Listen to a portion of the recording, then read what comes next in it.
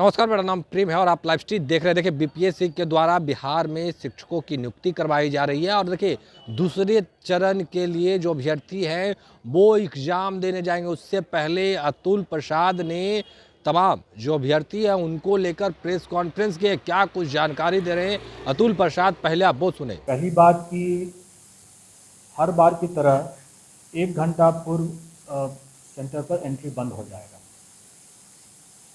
तो और इस बार हम लोग एंट्री के समय बायोमेट्रिक वेरिफिकेशन ज़्यादा स्ट्रिक्टली करेंगे, क्योंकि हम लोग का ये प्रयास है कि अगर कोई भी इम्पर्सनेशन, कोई भी मुन्ना भाई अगर हैं तो परीक्षा के दौरान ही हम लोग पकड़ेंगे। इसलिए हम लोग एंट्री के समय में ही काफ़ी सतर्कतापूर्वक इनकी बायोमेट्रिक चेकिंग की जाएगी। इसमें ज़्यादा समय लगना स्वाभाविक है और इसलिए हम सबसे आपके माध्यम से सभी अभ्यर्थियों से अनुरोध करेंगे कि वो लोग पर्याप्त मार्जिन रखते हुए पहले ही पहुंच जाएं सेंटर पर और अपना जगह ले लें। दूसरा कि पिछले बार कैंडिडेट्स लोगों ने कई तरह की गलतियां किया था, जैसे रोल नंबर की गलती एक बहुत प्रमुख गलती थी। कोई एक डिजिट छूट गया, कभी कोई दूसरा डिजिट छूट गया, कोई गलत लिखा गया। तो इसके कारण से जो कठिनाई हुई थी, तो इस बार हम लोगों ने उनके एडमिट कार्ड में, आप लोग देख सकते हैं यहाँ पर, ये एडमिट कार्ड का एक नमूना है। ये एडमिट कार्ड में ही यहाँ पर बना हुआ है, उनको अपना रोल नंबर अपना रखने के लिए।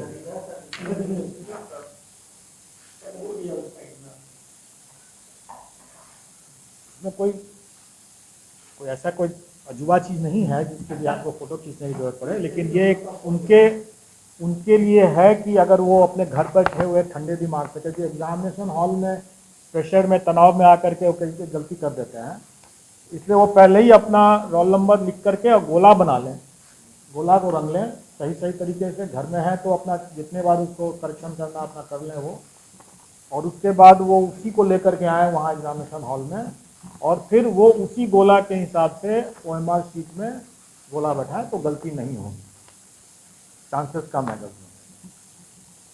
दूसरा, पिछले बार हम लोगों ने देखा था कि वो सब्जेक्ट कॉम्बिनेशन गलत डाल दिए।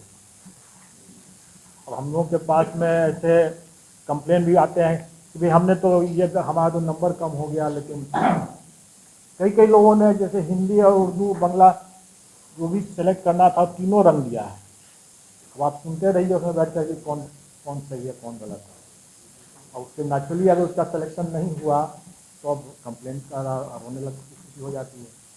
तो उन सब चीज़ों को ध्यान में रख करके हम लोगों ने इस बार पहले ही साफ कर दिया कि हम आवेदन में जो लेंगे, जो आप ठंडे दिमाग से आप आवेदन भर रहे हैं तो आप ठंडे दिमाग से अपना भर रहे हैं, जो भी सब्जेक्ट कॉम्बिनेशन चुन रहे हैं आप उसी समय चुन लें आराम से। और एग्जामिनेशन हॉल में हम कोई सब्जेक्ट कॉम्बिनेशन आपसे नहीं पूछेंगे, क्योंकि हम पूछते हैं आप गलती करते हैं फिर इसके बाद कॉम्प्लिकेशंस होता है। आपकी सहूलियत के लिए, मतलब अभ्यर्थियों की सहूलियत के लिए कि उसमें क्या सब्जेक्ट कॉम्बिनेशन चुना है। वैसे तो हम लोग ने एडमिट कार्ड इतना नज़दीक है इसलिए उसको याद तो होना चाहिए कि उसने क्या चुना है, लेकिन फिर भी अगर वो भूल गया कि हमने क्या चुना था, तो यहाँ पर जैसे मैं दिखा रहा हूँ कि यहाँ पर इसका सोशल साइंस का पेपर जैसे है, तो नमूना है, ये जैसे रियल केस ही है लेकिन है नमूना के मिला गया है। हिस्ट्री एंड पॉलिटिकल साइंस, इसमें उसका कॉम्बिनेशन अंकित है। तो कहने का मतलब यह है कि अगर कोई भूल भी गया हो, अगर वो कि उसको हिस्ट्री या पॉलिटिकल साइंस क्या कॉम्बिनेशन करना है, इसका आंसर देना है, क्योंकि हम पूरे मुस्तैदी से हम लोग चाहेंगे कि कोई कदाचार मुक्त परीक्षा हो, और इसके लिए हम लोगों ने टेक्नोलॉजी का और बायोमेट्रिक वेरिफिकेशन का पर्याप्त इस बार व्यवस्था किया है। और मैं उम्मीद करता हूं कि इस बार अगर कोई भी अगर ना भाई जैसे अगर वो प्रयास करेंगे अगर, तो परीक्षा अवधि में ही पकड़े जाएंगे।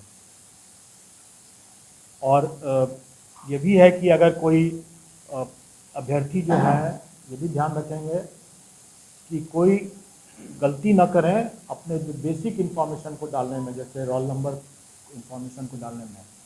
हम लोगों ने सीरीज़ को, जो क्वेश्चन सीरीज़ की भी गलती करते थे, तो क्वेश्चन सीरीज़ को इस बार हम लोगों ने हटा दिया है।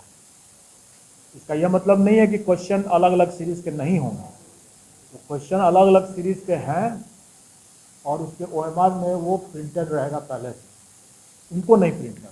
लेकिन क्वेश्चन सब अलग अलग सीरीज़ के रहेंगे और रैंडमाइज भी रहेंगे, डबल रैंडमाइज रहेगा, और वो सब अपनी जगह पर है ही। अगर कोई सिस्टम में अगर वो ब्रीच करने का कोशिश करेंगे, जैसे फ्लूइड लगा करके करेंगे, डिटेक्ट होने पर अगर सिस्टम अगर उसको डिटेक्ट कर लेता है तब तो उसको वहीं पर वो आउट हो जाएगा। लेकिन अगर सिस्टम नहीं डिटेक्ट करेगा तो भी हम लोग मैनुअली भी चेक करेंगे। इसलिए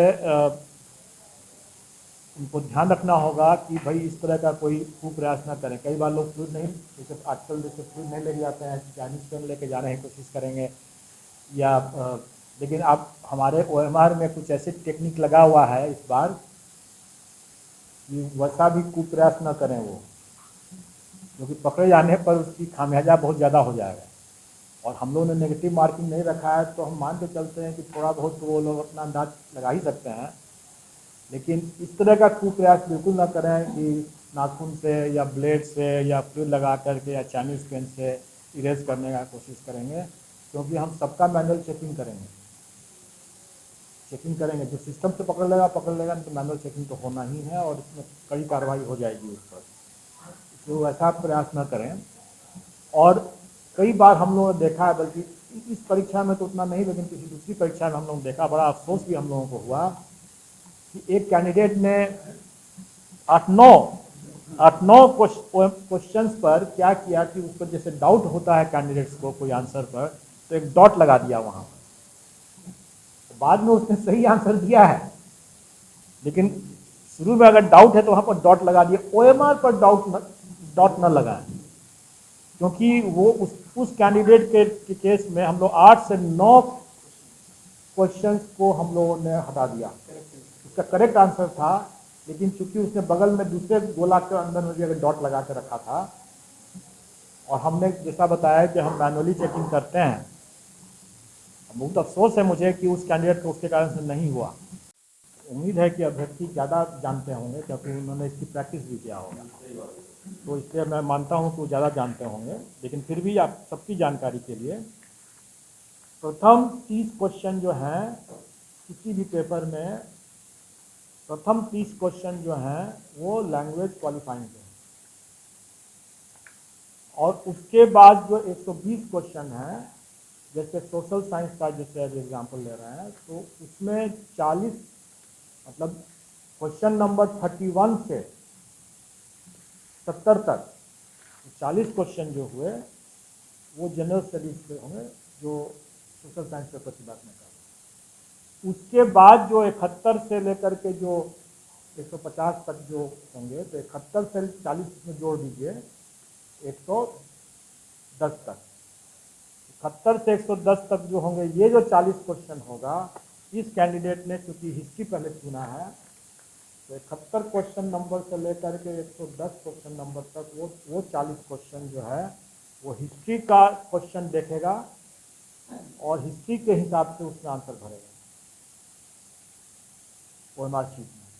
और फिर 111 से लेकर 150 जो क्वेश्चन होंगे वो उसको पॉलिटिकल साइंस, क्योंकि इस पर लिखा हुआ है, तो वो पॉलिटिकल साइंस वाला पन्ना पलटेगा, उसका क्वेश्चन देखेगा, और 111 से 150 पॉलिटिकल साइंस। ये सीक्वेंस है, और मैं समझता हूँ कैंडिडेट्स को पर्याप्त इसमें सूझबूझ होनी चाहिए। अगर सूझबूझ नहीं होगा तो शायद शिक्षक बनने के लिए भी हो कि वो नहीं हो शायद वो, लेकिन इतनी सूझबूझ होगी और प्रैक्टिस किया होगा तो जरूर वो समझ में आ गया होगा। और क्योंकि उसको स्मरण रहे, प्रेशर में कहीं भूल न जाए कि पहले कौन सा दिया था, हिस्ट्री लिखा था, पॉलिटिकल साइंस, तो इसलिए वो यहाँ पर दिया हुआ है। तो इसलिए ये प्रॉब्लम नहीं होना चाहिए। तो अभी आप अतुल प्रसाद को सुन रहे थे, तमाम मुद्दे को लेकर क्या कुछ कहा उन्होंने, आपने सुना किस तरीके से जानकारी दी। जो अभ्यर्थी हैं वो गलती कर देते हैं, इन तमाम मुद्दे को लेकर अपनी बातों को रखा है। बाकी की तमाम खबरों के लिए बने रहे लाइव के साथ। धन्यवाद।